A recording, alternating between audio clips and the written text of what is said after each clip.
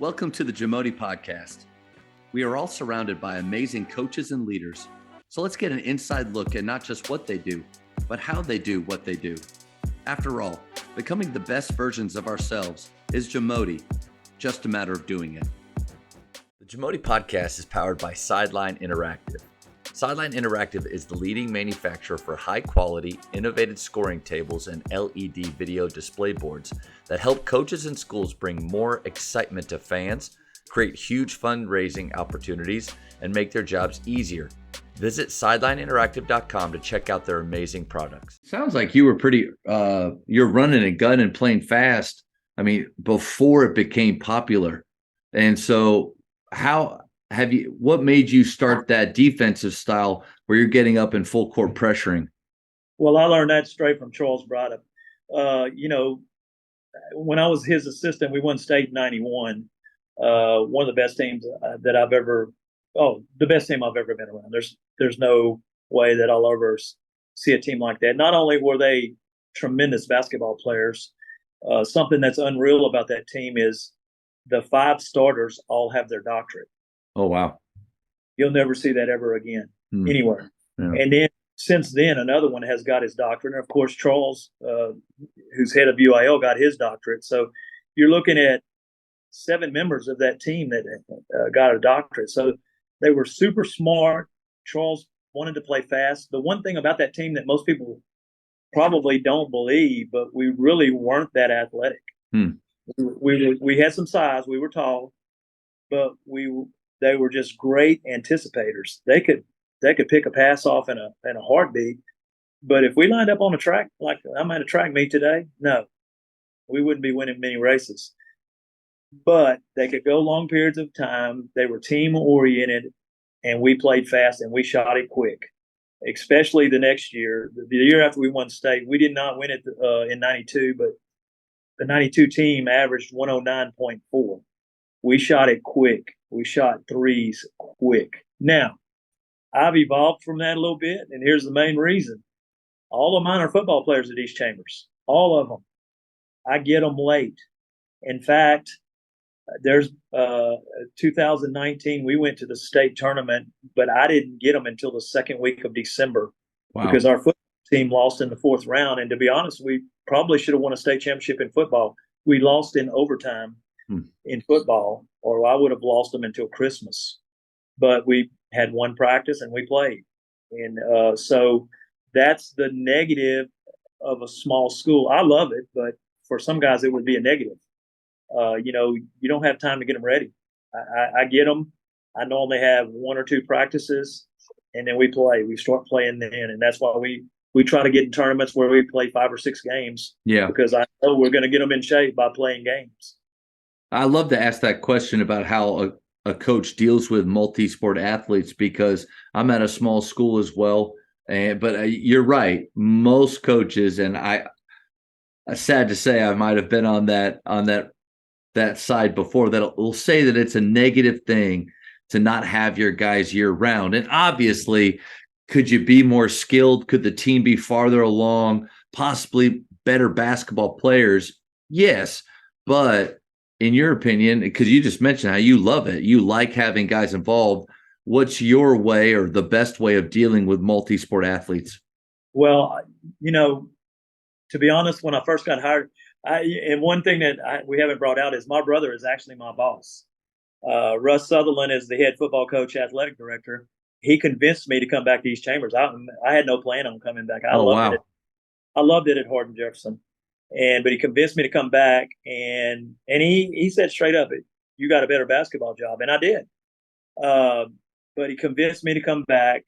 We would coach together. I get to coach his kids, and there were a lot of positives to it, and it's been an extremely positive thing. But the one thing that I did not initially realize is that I was going to get them so late. I remember I canceled the first week. Oh. I forgot they were going to go 2-3 rounds of football playoffs. And then, so these are kids that I had not even had, so they don't know what I'm going to do. And we were god awful. The first game, I remember we scored 26 points, and I was on suicide watch, literally. He's walking around, following me around. I'm like, what have I done? Oh my God. This is your fault. We're scoring 6 in the first quarter at HJ. And he said, no, it's going to get better. I swear it's going to get better. And then we lost the next game. And then all of a sudden it started clicking. And of course it clicked with me too, because I figured out who could and who couldn't. And I started narrowing down our playing time. At the time, I was just playing everybody, trying to figure out who could play.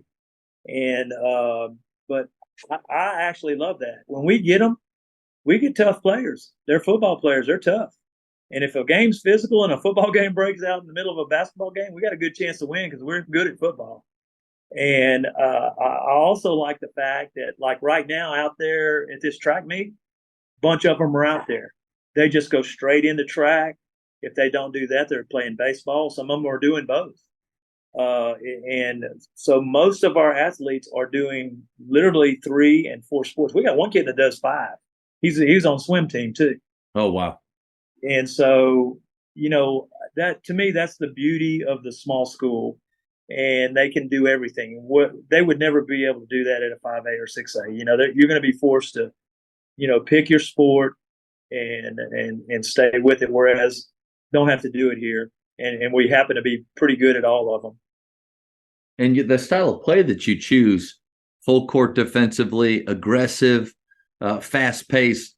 I mean, to me, it's smart that you choose that because the guys that you're getting are those things. Yes. Aggressive, fast, tough. Now, one of the negatives is because they're not in the gym all the time, we don't necessarily shoot it from outside as well as, maybe we did at Hardin-Jefferson or Koontz, but those kids, that's all they did. They, at HJ or Koontz, they play basketball.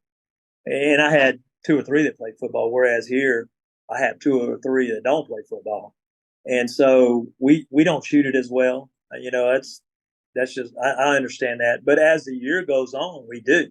That's what I was going to ask. Are you able to, do you just kind of give up? Like, that's just not something we're going to do well? Or, hey, this is where we're starting. And then you work with them and get them to a certain place to where by January, February, all right, guys, it's looking pretty good.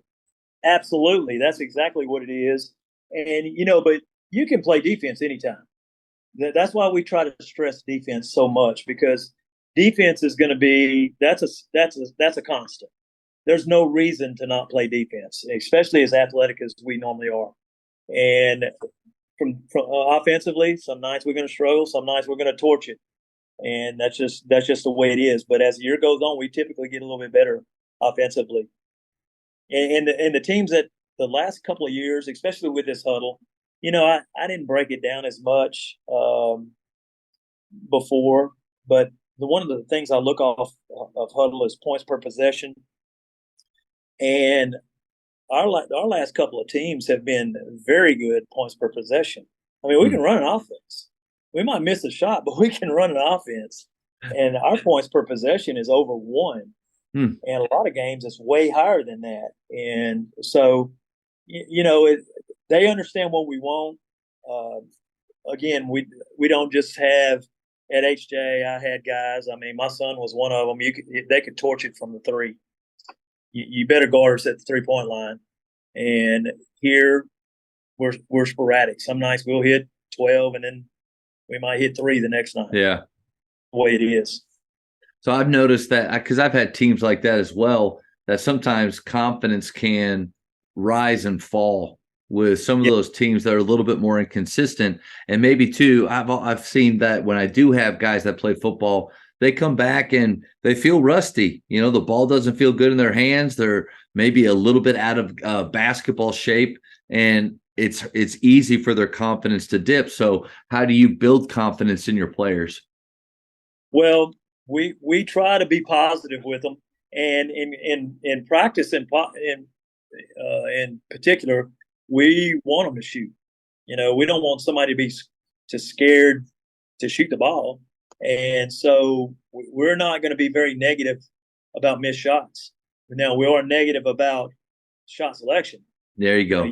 Bad shot. There's a difference between a good and a bad shot.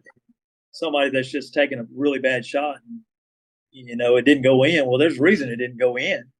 And so we try to be very positive on those type things, and we're very positive on them in practice too. Especially the fact that our kids play so hard in practice. We try to be positive. Now, are there days where it's not positive? Absolutely. There's days where, it's just like us. Sometimes we don't feel like going to work, but you get up and go to work. As I told them, you put the hard hat on and go to work because that's what you do. And so that's what we try to impress with them. Thank you for checking out today's episode. Please take a moment to subscribe to this podcast, share it with your fellow coaches, and find us on social media for what's coming up next on the JAMODI podcast. It's just a matter of doing it.